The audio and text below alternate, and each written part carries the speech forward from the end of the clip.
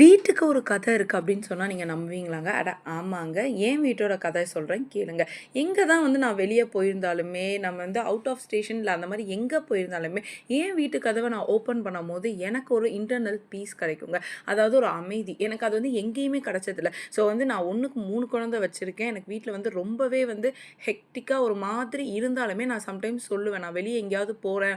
எனக்கு பீஸ் வேணும் அப்படின்ட்டு. ஆனா வந்து நான் இப்ப தான் வந்து ரெகக்னைஸ் பண்ணியிருக்கேன். எனக்கு உண்மையான பீஸ்ன்றது என்னோட ஹோம் அண்ட் என்னோட ஃபேமிலி தான்றது. ஸோ என்னதான் நம்ம வீடு வந்து நம்ம பசங்களால கலஞ்சு ஃப்ரஸ்ட்ரேட்டடா என்னடா இது எவ்வளோ வாட்டி நம்ம வந்து கிளீன் பண்ணாலும் இப்படி ஆவுதுன்னு நம்ம யோசிச்சாலுமே, அதில ஒரு ஹாப்பினஸ் இருக்கு பார்த்தீங்கன்னா, எவ்வளோ நாள் நம்ம வீடு வந்து இந்த மாரி இருக்க போது. ஸோ வந்து அதில கிடைக்கிற ஹாப்பினஸ் நமக்கு எங்கேயுமே கிடைக்காதுங்க. நெறைய பேர் சொல்லி நீங்க கேட்டிருப்பீங்க ஞாபகம் இருக்குதுங்களா? லைக் லைக் நம்ம வந்து நம்ம வீட்ல இருக்கிற மாரி எங்க போனாலும் நமக்கு தூக்கம் வரல அப்படின்றது. அது ஏன் அப்படின்னா, நமக்கு வந்து உண்மையான பீஸ் வந்து நம்மளோட வீட்ல தாங்க கிடைக்கும். அது சின்னதா இருந்தாலும் சரி, அந்த வீடு பெருசா இருந்தாலும் சரி.